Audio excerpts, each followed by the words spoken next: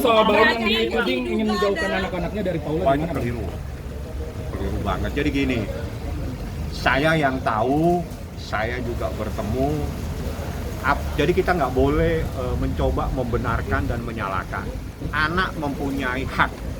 Anak nyamannya dengan siapa. Jadi kalau itu kita kembalikan ke anaknya. Anaknya itu nyaman dengan siapa. Anak itu tidak minta orang tuanya bercerai. Anak itu tidak minta dia dilahirkan. Maka tidak perlu orang tua kemudian menjadi orang yang kemudian membebani anak dengan masalah mereka. Misalnya dengan mengatakan, kamu mau ikut siapa? Ayah atau bunda? Tidak boleh seperti itu. Anak-anak ngikut Baim? Karena anak-anak nangis, kata Baim pada waktu itu. Gak mau ditinggal papahnya. Itu yang setahu saya, dan seceritanya Baim ya, saya tidak melebihkan dan saya tidak mengurangkan ya Mas Tom ya. Saya juga, makanya kenapa saya didampingin lawyer, karena saya takut juga ngomong salah-salah, tapi saya tidak mengurangi dan melebihi cerita ini.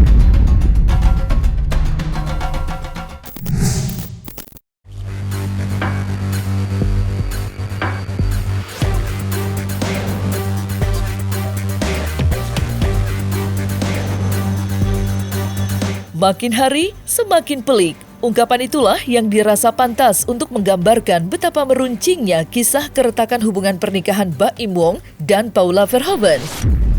Ia belum selesai sampai di kontroversi terkait sifat pelit dan isu membongkar aib istri.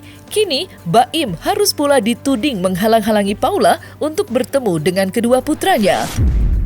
Bak memadamkan api langsung dari asalnya, Baim sontak menuliskan klarifikasinya di media sosial. Yang bilang saya mau mengambil anak-anak atau menjauhkan anak-anak dari ibunya, itu bohong semua. Yang memulai dan menyebarkan fitnah itu, semoga diampuni dosanya. Tegas Baim. Maaf, saya harus bicara ini karena ini menyangkut bagaimana cara saya didik anak-anak supaya tidak ada salah paham. Sesalah-salahnya saya sebagai suami, saya nggak mau salah untuk menjadi orang tua. Tutupnya. Tidak hanya dari Baim, isu adanya upaya menghalangi Paula untuk bertemu dengan anak rupanya sampai pula ke telinga Fahmi Bahmid, sang kuasa hukum. Lantas, seperti apa tanggapan Fahmi Bahmid terkait isu miring tersebut? Baim yang dituding ingin menjauhkan anak-anaknya dari Paula. Wah, ini keliru banget. Jadi gini, saya yang tahu, saya juga bertemu. Jadi kita nggak boleh mencoba membenarkan dan menyalahkan. Anak mempunyai hak. Anak nyamannya dengan siapa. Jadi kalau itu kita kembalikan ke anaknya. Anaknya itu nyaman dengan siapa. Anak itu tidak minta orang tuanya bercerai. Anak itu tidak minta dia dilahirkan. Maka tidak perlu orang tua kemudian menjadi orang yang kemudian membebani anak dengan masalah mereka. Misalnya dengan mengatakan, kamu mau ikut siapa? Ayah atau bunda? Tidak boleh seperti itu. Karena itu akan membebani anak. Secara emosi anak ini, dia pasti merasanya nggak nyaman. Apalagi kalau melihat orang tuanya bertengkar. Tapi Anda di dalam peraturan maupun surat edaran Mahkamah Agung maupun jurisprudensi tidak pernah ada satupun putusan yang menyatakan hak asuh anak ada di tangan ayah, tapi ibunya dilarang bertemu. Tidak pernah ada. Pasti ada kalimat memberikan akses seluas-luasnya kepada siapa yang tidak mendapatkan hak asuh anak untuk bertemu, untuk memberikan kasih sayang tanpa dibatasi. Artinya tidak boleh ada pembatasan. Hanya secara yuridis hak asuh itu ada di tangan siapa untuk memudahkan proses pendidikannya, proses perawatannya dan sebagainya. Itu ada di salah satu, karena orang sudah bercerai, anak ini harus ada kepastian ada di mana. Tidak mungkin dikasih ngambang ke sana kemari, kasihan anaknya. Makanya dibuatkan keputusan hadona, hak pemeliharaan, hak perawatan ada kepada salah satu pihak. Nah, di dalam salah satu pihak, katakanlah pihak A, ada kalimatnya tidak boleh menghalang-halangi si B untuk memberikan kasih sayang. Jadi Kadonya diberikan dengan memberikan akses seluas-luasnya kepada salah satu pihak yang tidak mendapatkan. Itu surat edaran Mahkamah Agung dan itu jurisprudensi, artinya itu mustahil ada hal-hal yang akan membatasi, dan saya pun tidak mungkin membenarkan karena saya tahu. Pada waktu kita mau bicara tentang hak asuh anak, itu banyak hal yang kita mesti perhitungkan, terutama terkait dengan kebutuhan anak ini. Nah, apa yang terjadi saat ini biasanya orang tua melihat kebutuhan mereka, dan itu yang tidak boleh. Karena kalau itu terjadi, maka anak itu jadi seperti kayak tadi saya katakan barang atau benda yang tidak yang bisa diperebutkan seperti itu saja. Tapi harusnya mereka punya kemampuan untuk bisa merasakan cinta dan kasih sayang dari kedua orang tuanya. Terus anak-anak ikut kan? Anak-anak ngikut Baim, karena anak-anak nangis kata Baim pada waktu itu, nggak mau ditinggal papahnya. Itu yang setahu saya, dan seceritanya Baim ya, saya tidak melebihkan dan saya tidak mengurangkan ya Mas Tom ya. Saya juga, makanya kenapa saya didampingin lawyer, karena saya takut juga ngomong salah-salah, tapi saya tidak mengurangi dan melebihi cerita ini. Ya, anak-anak berdasarkan hasil mereka ketemu, dan sekarang kan ada, jadi Anda datang aja, Anda lihat itu anak-anak ada di mana. Anda kan rumahnya kan terbuka, silakan Anda. Jadi sekarang bukan zamannya lagi memaksa, anak itu punya hak. Kalau anak ingin di mana ya kita perjuangkan kemauannya. Anak-anak gimana? Satu rumah nggak, Bang? Kita udah pisah rumah. Anak-anak gimana? Mas Baim? Anak-anak gimana? Anak-anak seperti apa? Sebenarnya kalian tinggal lihat anak-anaknya sih. Saya itu orangnya tidak pernah berpura-pura dalam apapun ya. Nggak pernah sama sekali. Jadi tinggal lihat anaknya aja. Kalau saya kan kalau bicara sekarang gini, takutnya nanti rame lagi, apalagi. Jadi buat apa? Makanya saya takut kok pertanyaan. Sementara, isu miring tersebut pun terbantahkan pula lewat unggahan-unggahan Paula di media sosial. Pasalnya, kedua putra tercintanya itu masih kerap kali berlalu lalang di postingan Paula. Bahkan, ia pun dikabarkan baru saja mengunjungi kedua putra tercintanya di kantor Baim Wong. Tak dapat dipungkiri memang, usai menyeruak luasnya kasus ini, media sosial Baim dan Paula memang ramai memancing sorotan dari masyarakat yang ikut memantau gerak-gerik mereka. Apalagi hingga sampai saat ini, Paula belum sekalipun buka suara terkait rumah tangganya. Tetapi yang mencolok, belum lama ini Paula sempat mengunggah sebuah postingan video ceramah yang dianggap masyarakat sangatlah menggambarkan suasana hatinya saat ini. Lantas, seperti apa isi ceramah tersebut?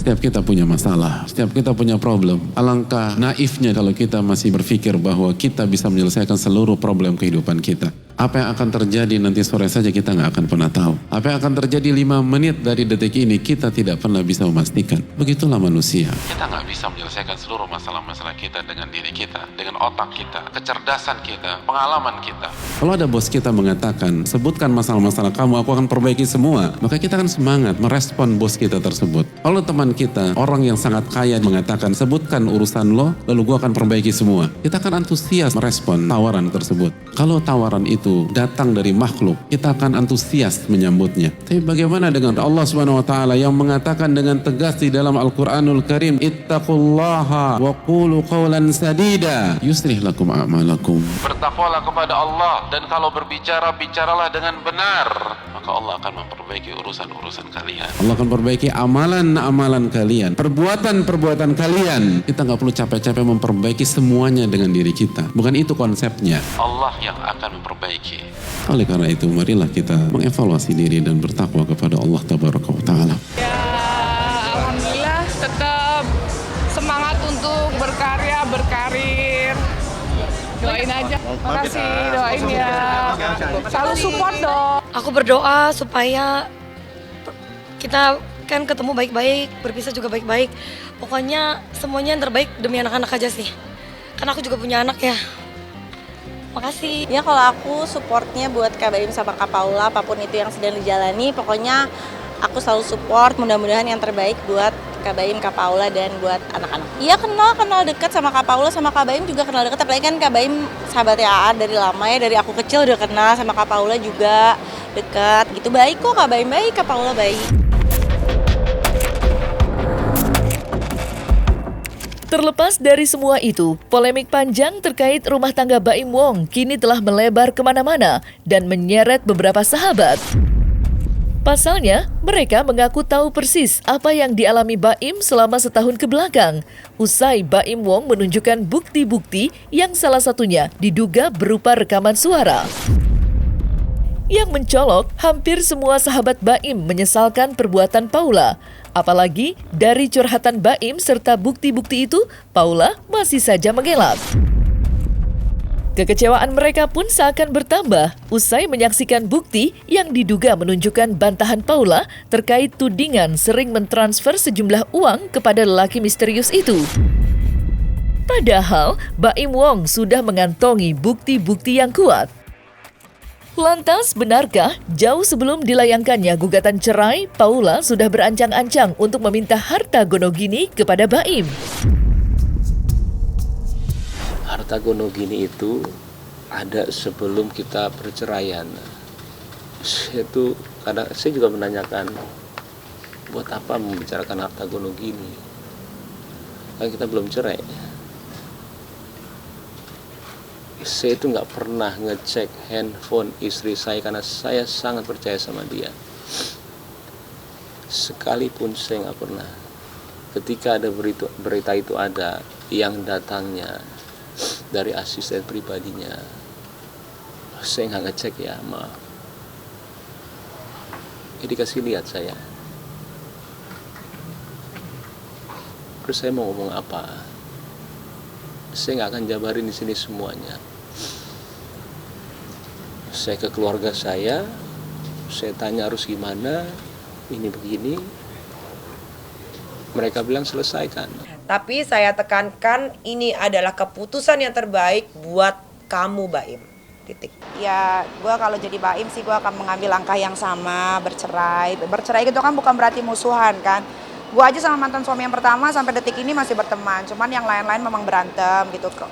Ya nggak ngerti juga kenapa berantem. Kalau gue sama mantan suami gue yang pertama sih nggak berantem sih. Sampai sekarang masih layaknya sebagai teman karena ada anak juga kan. Apapun yang terjadi ke depannya, saya sama pengacara saya, ya kita sudah siap apa yang terjadi. Ya, paling itu aja, punten banget, saya nggak akan ada pertanyaan. Saya tahu kemana-mana. Sekali lagi maaf buat semua wartawan.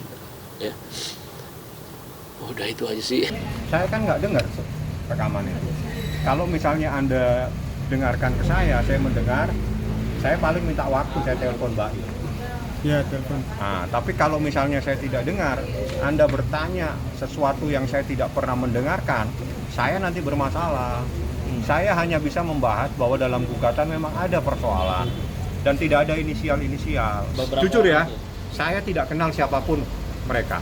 Yang saya kenal adalah stafnya daripada Baim Wong dan saudaranya, karena mereka yang saya ajak diskusi. Yang lain saya tidak tahu. Kalau mereka memegang sesuatu rahasia, sesuatu informasi terus disampaikan, saya tidak punya hak untuk melarang. Ya itu menjadi penilaian teman-teman. Ada yang pro, ada yang kontra. Yang jelas ini adalah sengketa batin. Kalau sengketa batin saya tidak mau masuk terlalu dalam. Saya hanya memfasilitasi bagaimana proses ini berjalan tanpa saling menyakitkan. Sekali lagi, mungkin saya tidak akan sering untuk ngobrol gini sama kalian ke depan ya. Maaf. Saya sengaja sekarang begini supaya clear aja. Saya juga saatnya kali ya, bukan membersihkan nama saya. Kayak sampai sekarang saya nggak tahu ini keputusan yang benar atau enggak. Anda harus tahu, di saat seseorang sabar, jadi sabar ini bisa semua orang yang sabar. Tatkala seseorang yang sabar, batas kesabarannya sudah berakhir, ya seperti ini kejadiannya. Jadi dia selesaikan masalah itu, langsung daftarkan ke pengadilan. inilah tatkala seseorang yang selama ini sabar, diam, nah marahnya seperti itu. Nah pada saat kemarin dia mengungkapkan, itu adalah bentuk daripada selama ini saya diam, ini yang terjadi sebenarnya. Artinya dia ingin mengungkapkan kepada masyarakat, ini yang terjadi. Jadi kalau misalnya itu menjadi sesuatu yang saya harapkan, hal-hal yang negatif kan tidak perlu kita benarkan, kan gitu ceritanya. Jadi yang saya tahu, yang harus kita benarkan, yang harus kita tiru ada hal-hal yang positif. Itu kan begitu teorinya, tapi dia sudah menyampaikan dengan keberanian dia, itu luar biasa sekali. Karena sebetulnya yang ingin mengungkapkan itu adalah memang Baim sendiri. Bagi Baim, saatnya saya buka kebenaran.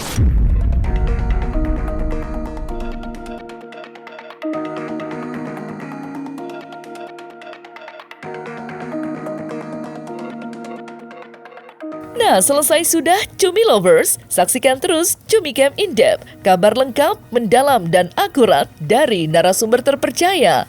Dan jangan lupa untuk like, subscribe, dan juga share channel YouTube Cumi Cumi.